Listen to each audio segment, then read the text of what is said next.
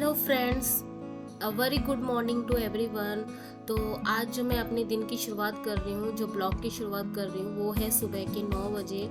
और आप देख ही सकते हो मौसम बहुत ही अच्छा हो रहा है, क्योंकि लास्ट नाइट ना बहुत बारिश हुई थी। तो सुबह से पूरा ऐसे ही मौसम हो रहा है। मैं अभी आपको दिखाती हूँ, देखो रोड पूरी गीली हुई है। तो इसलिए मैंने सोचा कि आज यहीं से शुरुआत करती हूँ। तो मेरा ना उसके बाद जस्ट मैंने पूजन किया था, सुबह की मॉर्निंग पूजा। तो मैं अभी ना टाइम भी शो कर देती आपको। तो ये सुबह के 9:30 बज चुके हैं अब। तो फिर मैं आ गई थी अपनी स्टडी के लिए।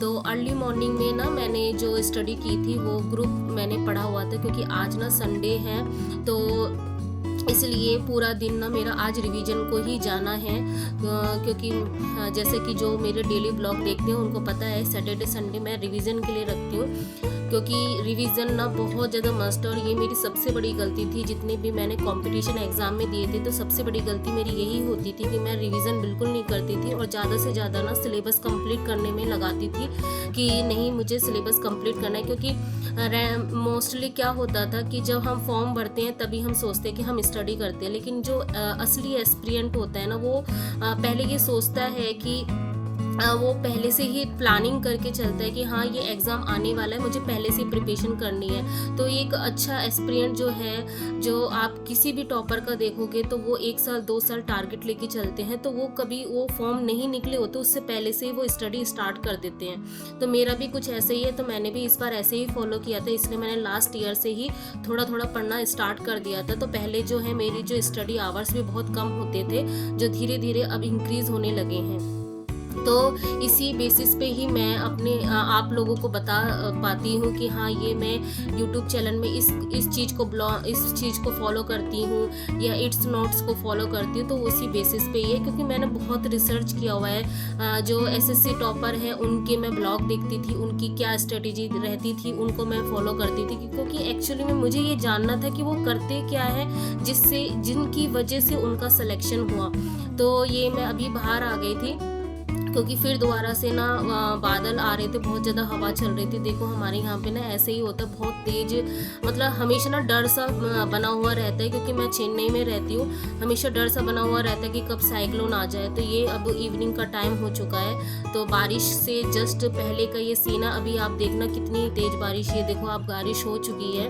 तो बारिश होने के बाद क्योंकि इतनी तेज़ बारिश आती है ना, बाहर मैं बालकनी का जो है गेट खोल ही नहीं पाती, क्योंकि अंदर पूरा पानी आ जाता है। यहाँ पे इतनी तेज मतलब हवा बहुत तेज चलती है और हमेशा डर सा बना हुआ रहता है, क्योंकि आप लोगों को पता ही होगा कि चेन्नई में एक बार बाढ़ भी आ चुकी है 2019 में। तो मुझे जब मैं शुरू में आई थी मुझे हमेशा डर सा बना हुआ रहता था।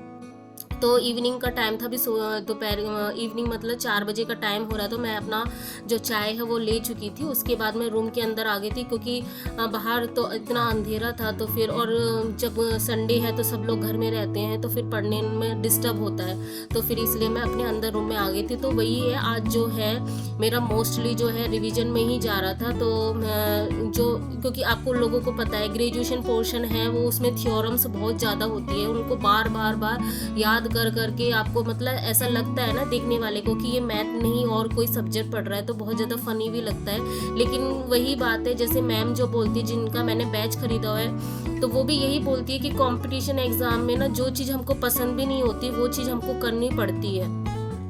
तो चाहे हमें पसंद हो या ना हो, तो ये है कि मैथ अगर रटनी है तो रटनी पड़ेगी, क्योंकि आपको टाइम सेव करना है। कई बार हमें फॉर्मूले हैं वो याद करने पड़ते हैं, जिससे हम जल्दी से जल्दी क्वेश्चन को सॉल्व कर सकें। तो यही बात है। तो वही बात है कि एग्ज़ाम क्लियर करने के लिए हमें जो भी करना पड़ेगा वो हमें करना चाहिए, क्योंकि यही बात है कि ये छोटी छोटी चीज़ें ही होती हैं जो एग्ज़ाम क्लियर करवाती है। नहीं तो हर कोई यही सोचता है कि अरे यार 1 नंबर के लिए क्या इतना पढ़ना, 2 नंबर के लिए क्या ही पढ़ना। तो ये जो छोटे छोटे 1 नंबर 2 नंबर यही हमारे सिलेक्शन को रोकती है। इसलिए ना ये माइंड में हमें बातें नहीं रखनी है। जिस भी पोर्शन से आपको लगता है कि यहाँ से 1 नंबर मेरा बन सकता है, यहाँ से मेरे 2 नंबर बन सकते हैं, तो हमेशा ना अपने सिलेबस को बार बार चेक करना है कि हमारा सिलेबस क्या बोलता है और उससे रिलेटेड कितने क्वेश्चन बनते हैं। हाँ, ये ज़रूर है कि पहले हमें ये देखना है कि किस पोर्शन से ज़्यादा बन रहे हैं, तो सबसे पहले उस बड़े वाले पोर्शन को कैप्चर करो, उसको टारगेट करो। फिर धीरे धीरे अगर एक एक नंबर के लिए भी हमें लड़ना पड़ रहा है तो लड़ना पड़ेगा हमें, क्योंकि कुछ नहीं कर सकते। और मेरे लिए तो जैसे मैं हर हाउसवाइफ के लिए ये बोलूँगी, ये हमारा लास्ट चांस है, क्योंकि और गोल्डन चांस भी है। क्यों?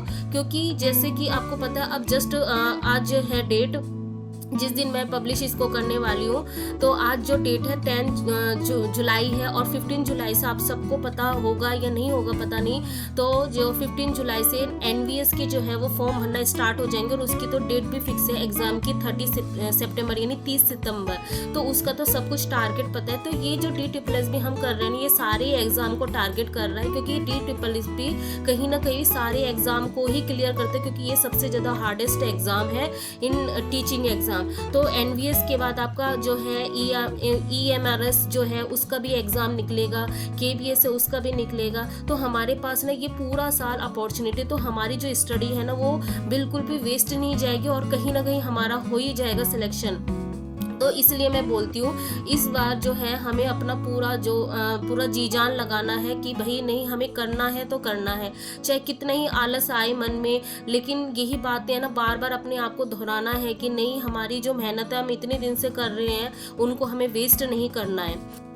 तो मेरे ना एक पुराने वीडियो में एक किसी का ना कमेंट आया हुआ था, जो मैंने जनरल मैथ के लिए जो SSC की बुक खरीदी हुई थी मैथ के लिए, तो किसी ने कमेंट किया हुआ था फनी वे में कि इसमें तो SSC भी क्लियर हो जाता है। तो वही मेरे दिमाग में बस इतना ही था कि अगर मुझे एक एक नंबर के लिए लड़ाई लड़नी पड़ेगी तो मुझे लड़ना है, मुझे अगर बड़ी बड़ी बुक्स पढ़नी पड़ेगी तो मुझे वो भी पढ़ना पड़ेगा।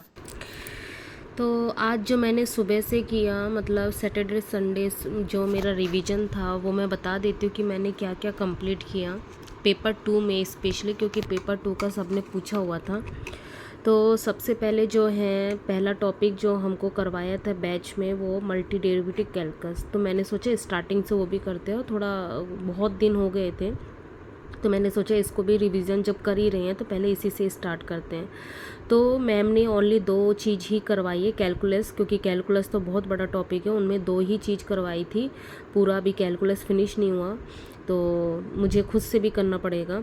तो मल्टी डेरिवेटिव में वो जो 2 वेरिएबल वाले फंक्शन रहते हैं, कंटिन्यूस वाले, डिफरेंशियल वाले, वो करवाएं, तो वो किया था। और गॉस डाइवर्जेंस का जो कॉन्सेप्ट था वो करवाया हुआ था, तो उसका रिवीजन किया। उसके आज काफ़ी सारे क्वेश्चन मैंने किए थे, ठीक है। फिर मैंने डिटर्मिनर्स, इसके सर के वीडियो जो भी थे और नोट्स वगैरह, वो उससे मैंने इसको कंप्लीट किया आज जो। और उसके बाद नेक्स्ट मैट्रिक्स और फंक्शन मेरा थोड़ा सा ही हुआ, फंक्शन मैं पूरा नहीं कर पाई, क्योंकि फंक्शन है उसको ना बहुत स्लोली समझना है, तो क्योंकि इसमें ग्राफ बहुत सारे हैं, तो मैं इसको जल्दीबाजी नहीं करी, क्योंकि फंक्शन है ना ये हमारा कैलकुलस इसमें भी काम में आता है। कंटिन्यूटी मतलब जहाँ पे कंटिन्यूटी है वहाँ पे भी काम में आता है, और मेन जो है वो रियल एनालिसिस उसमें काम में आता है, जो अभी हमारा बैच में चल रहा है। तो इसको समझना बहुत ज़्यादा इम्पॉर्टेंट है, इसलिए धीरे धीरे ही कर रही हूँ मैं। उसके बाद ग्रुप में जो है, जो ये मैंने आज कंप्लीट कर लिया था, जो पेंडिंग मेरा था। तो अब लेकिन इससे PYQ मैं नहीं कर पाई थी, मतलब बेसिकली क्या, इसका PYQ नहीं कर पाई हूँ, इसका PYQ नहीं कर पाई हूँ, और इसका PYQ, और ये पूरा नहीं हुआ। ओनली इसका PYQ किया, क्योंकि ये इसमें कुछ था ही नहीं, फार्मूला ही थोड़े से ही रहते हैं, और बाकी कुछ तो होता नहीं है, तो इसके काफ़ी सारे क्वेश्चन किए थे मैंने। तो ये मैं ये सोच रही ग्रुप का अब ना थोड़ा थोड़ा क्वेश्चन, जैसे 4-5 क्वेश्चन डेली के कुछ कुछ कर लिए, तो ये क्योंकि ये थ्योरेटिकल पार्ट है, ये भूल ही जाते हैं, तो डेली के 2-3 क्वेश्चन, 4-5 क्वेश्चन भी करेंगे तो वो हमारे टच में रहेंगे, तो ये मैं सोच रही हूँ, ठीक है। तो और इंट्रीगेशन आज बिल्कुल भी नहीं हो पाया था, तो मे बी कल से मैं स्टार्ट करूँ, तो नेक्स्ट वीक मैं सोच रही हूँ कि इसको रखूँगी मैं, क्योंकि इंट्रीगेशन से काफ़ी क्वेश्चन, और मैम ने डबल इंटीग्रल, ट्रिपल इंटीग्रल ये कुछ नहीं करवाया, तो मुझे यूट्यूब से इसको करना पड़ेगा, जो कि कैलकुलस के अंदर ही आता है। तो अभी देखते हैं कि कैलकुलस स्टार्ट होगा या नहीं होगा, क्योंकि कैलकुलस में जो मैंने पहले जो सोचा हुआ था डिफरेंशियल इक्वेशन पार्शियल, वो मुझे करना है, तो नेक्स्ट वीक मुझे वही मैं अभी प्लानिंग बनाऊंगी कि नेक्स्ट वीक मुझे क्या करना है। तो मैं आपको सबसे पहले मंडे को जो है नेक्स्ट डे है, मैं सबसे पहले आपको प्लानिंग बताऊंगी 1 वीक का मेरा क्या प्लान है, वो मैं पहले आपको शो करूंगी पेपर 2 के लिए। स्पेशली पेपर 1 का भी मैं बनाऊंगी, अभी बनाऊंगी, तो इसलिए क्योंकि पेपर 2 ही मैंने किया था आज, मोस्टली पूरा उसी को ही डिवोट किया। पेपर 1 में अभी कुछ नहीं किया, मैंने सैटरडे को किया था, ठीक है। तो आज ये सब कुछ हुआ। तो अभी जो टाइम हो रहा है मैं अभी दिखा देती हूँ आपको। तो अभी टाइम देखो 11 हो रहे हैं, ठीक है। तो अभी मुझे मेरा सोने का टाइम है क्योंकि सुबह उठना भी है। तो ठीक है, तो मिलते हैं नेक्स्ट ब्लॉग में, तब तक के लिए गुड नाइट, बाय।